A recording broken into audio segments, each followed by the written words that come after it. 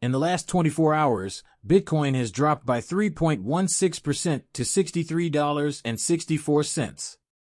Ethereum has decreased by 1.53% to $2,612, while USDT and USDC have both dropped to 99 cents. Regarding XRP, it has turned green, a trend I find appealing. It's currently up 38% to 63 cents. Recall that yesterday, XRP reversed course and took the 6th position. According to my predictions, you're already seeing this intriguing story emerge on Twitter. However, it will eventually fall out of the top 5, with XRP and Solana vying for the 2nd and 3rd positions. I believe in Ethereum for 2025. I believe the entire cryptocurrency market is slowly withering, with a gap of $258 billion. We're going to discuss this in detail. I'm eager to do so. The sight of it sickens me. They are developing a top-scale project like nothing you've ever seen before. I'm expanding on September 20th. We begin the 4th month of our construction. We have 2 months left until our build wraps up in December.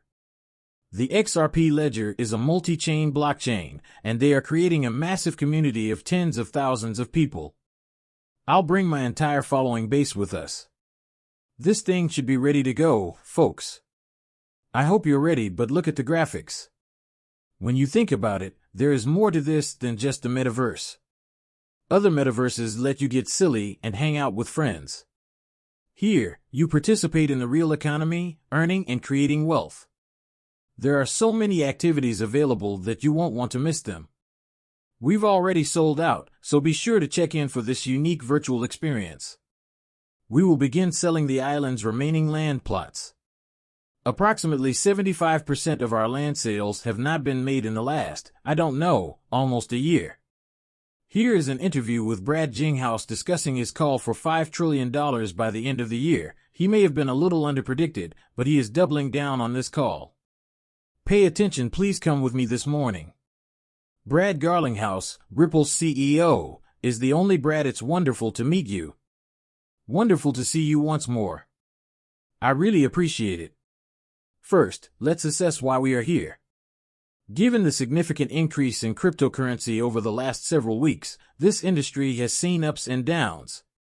The market fluctuated a bit this past weekend, but if you look back over the last 6 months, I believe there has been a significant increase. On Bitcoin, it's up almost 250%. Apart from the approved ETFs, which we discussed in Davos, and the upcoming event, I anticipate further positive developments for you. The ETF represents a significant advantage. In my opinion, this greatly expanded the market in terms of potential users, and people were eager to take advantage of it. To do so, they invested in an ETF. However, you recently made a bold prediction that the cryptocurrency market will double in size to $5 trillion by the end of 2024. That's a big prediction just by the end of this year, right? When you step back and realize that supply and demand, like any market, have driven this, I don't even think it's that big of a prediction. Your supply has decreased for a variety of reasons, with Bitcoin being the most notable. Your demand has increased, and the ETF is a significant contributing factor. Additionally, I believe it's people. Recognizing that cryptocurrency functions as an asset despite its current market value of just $2.45 trillion is crucial. That being said, it's essentially just a prediction that the market will double by the end of the year, and if anything, I think I may have underestimated that. I believe that Washington is still in the process of comprehending this market, and those crafting current or potential legislation are attempting to erect barriers within and around it. I don't know if they truly understand the strength and growth story here, but you would think that regulating and erecting barriers will be beneficial for this market. After all, one of the obstacles preventing the market from progressing has proven to be extremely problematic for entrepreneurs in the cryptocurrency space. Markets such as Dubai, Singapore, the UK, and the EU, which have all passed legislative measures, have seen a surge in capital inflows. In the US, there has been significant progress. The SEC, leading the current administration, has taken a strong stance against cryptocurrency. Because he doesn't understand my preferences, I believe Gary Gendler, who serves as chair, has a strong dislike for cryptocurrency. He may disapprove of the individuals working for him. Working for him, don't you think? I mean, it's obvious. I believe you have politicians, and I would call them out straight. Elizabeth Warren declares, you know, the only people using crypto. Negligent parties. It's simply untrue, and the U.S. ought to adopt pro-innovation and pro-compliance policies. You benefit from this.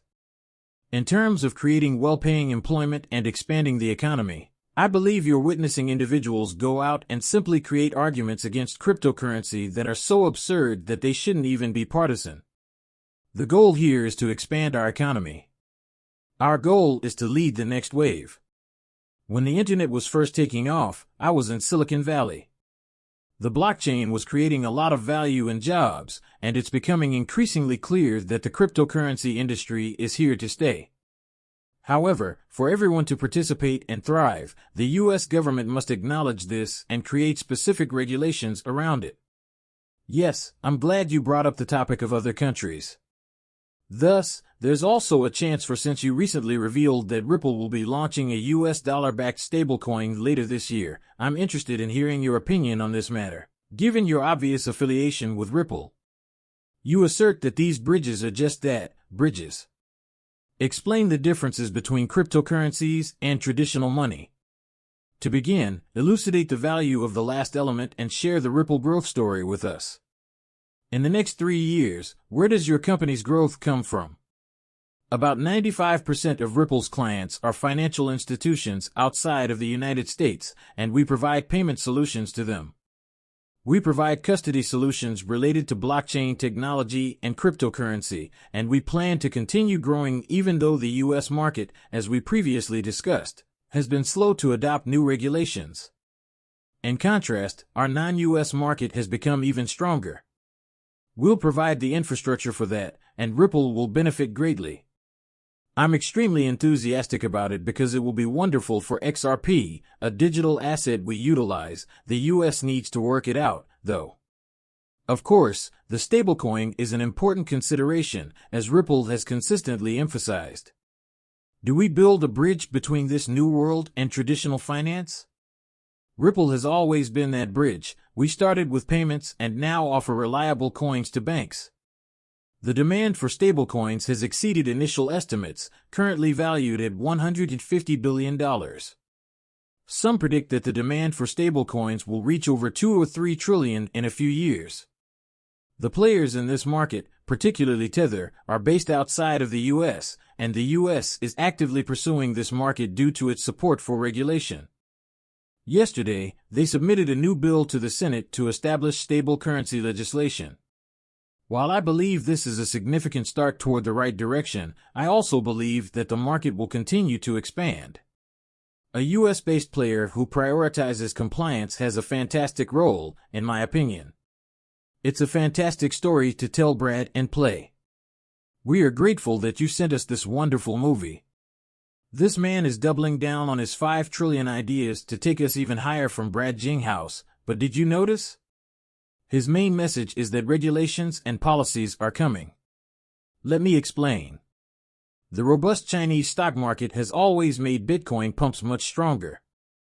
A new wave of Chinese liquidity will push Bitcoin to an all-time high, but very few people are aware of this. Today, investors will receive a return of $16 billion in fresh funds and details from the FTX. Recalling the entire FTX debacle and scam, investors will receive a return of $16 billion. This will result in more liquidity into the realm of cryptocurrencies, people. I'm interested in learning how we can surpass the $5 billion mark before the year ends. Cryptocurrency market cap. We have all the necessary infrastructure in place, and the upcoming elections are expected to instill a strong sense of optimism in the market. You want to know how XRP gets to that 75-cent level and how Bitcoin gets over 100,000 by the end of the year. It will be bullish regardless, but if Trump wins, it will be even more bullish.